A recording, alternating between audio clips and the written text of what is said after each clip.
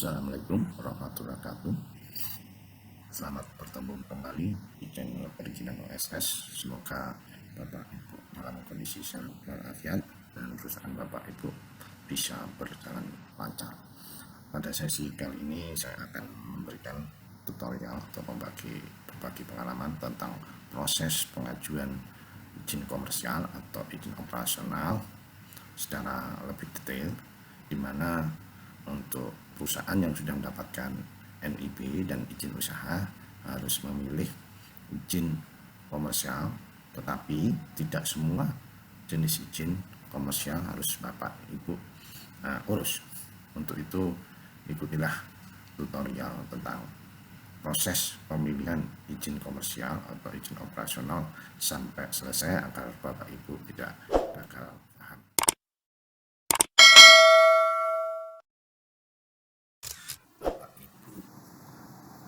Para pengusaha mendapatkan nomor induk berusaha dan mendapatkan izin usaha.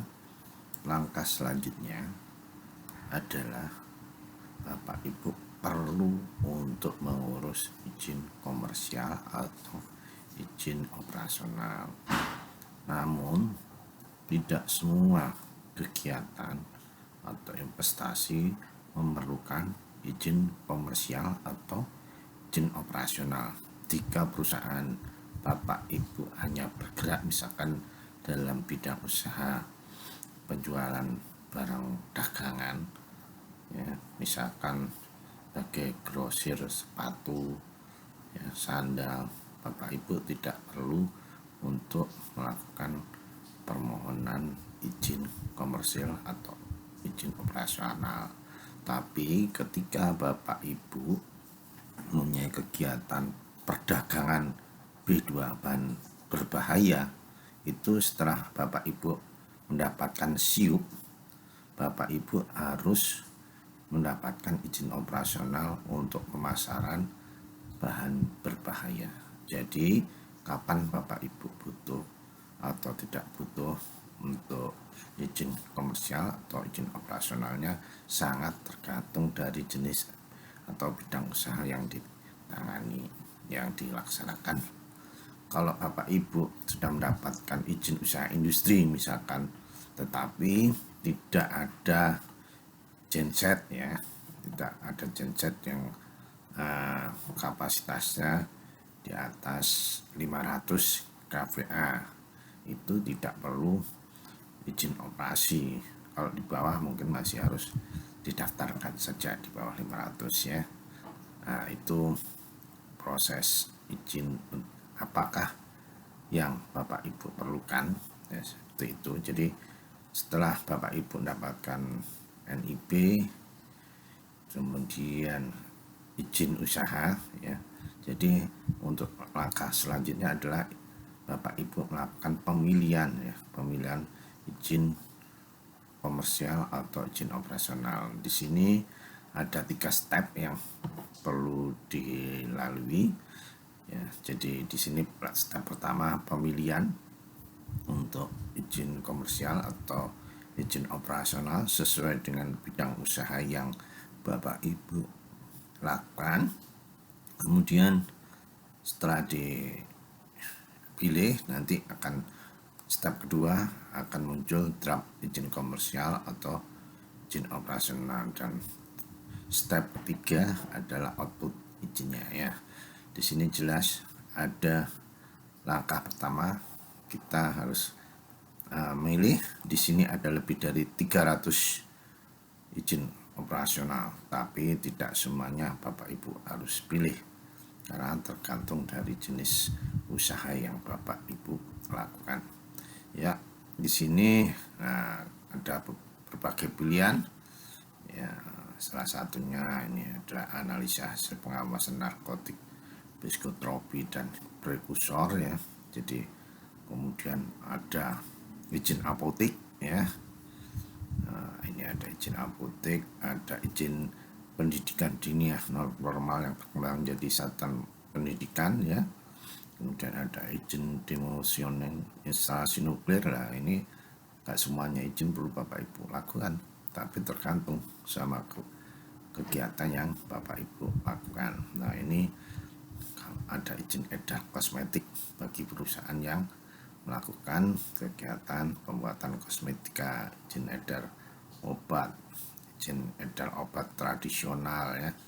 Kemudian ini izin emisi, izin pengelolaan bahan radioaktif. Nah, ini tidak semuanya harus diurus oleh Bapak Ibu sekalian ya.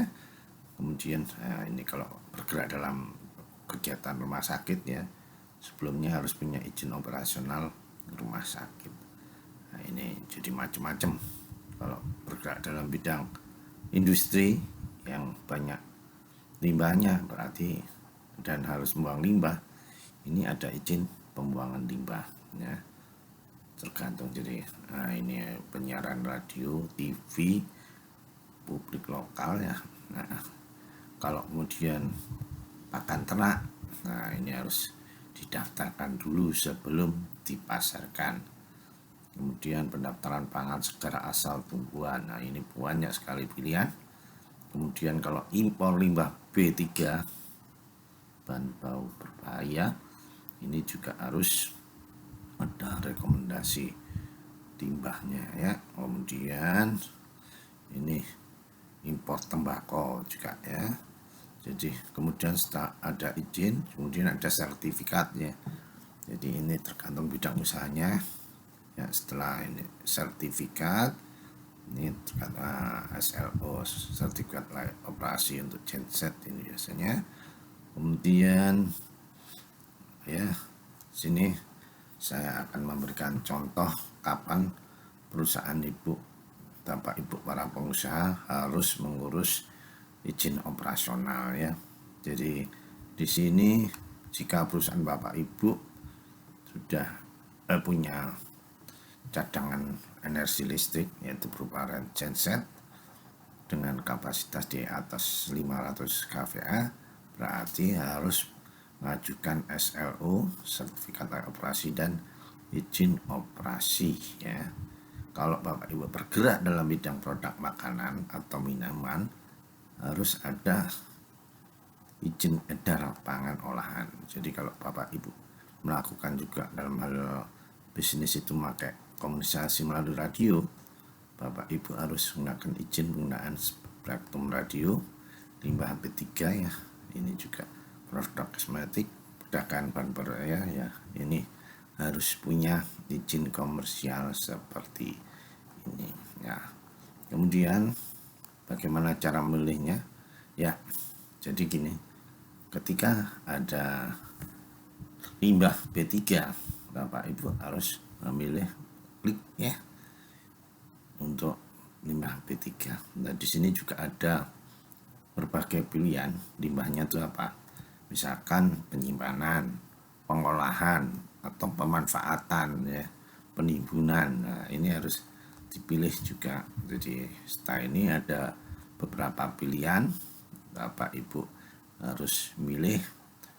Untuk itu diklik di sini misalkan ya. Kemudian kalau izin edar pangan olahan ini juga ada beberapa pilihan, apakah untuk dalam negeri atau ekspor. Kemudian ini kegiatannya PMDN atau PMA ya, ini diklik ya seperti ini, dipilih.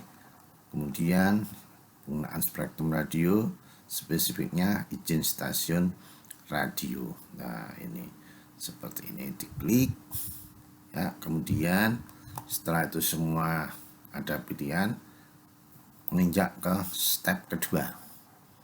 Di sini ada yang tadi Bapak Ibu pilih, muncul draft dari izin ya, preview izin. Nah, kebetulan kita tadi memilih tiga jenis izin ya. Kita klik preview, ini muncul ya. Ini muncul.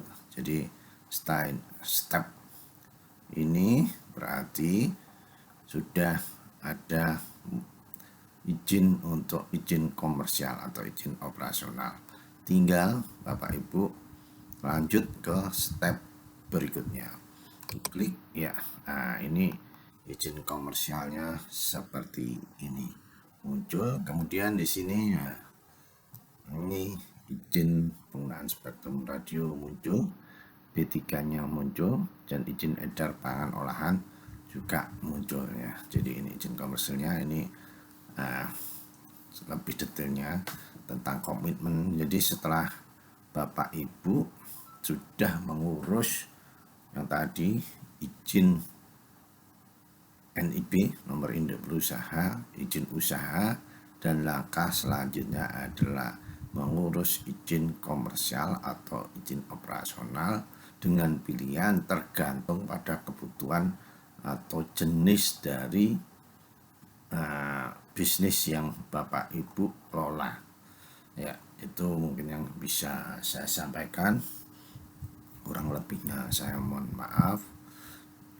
Apabila Bapak Ibu suka, silakan like and subscribe, dan masih ada video-video lainnya yang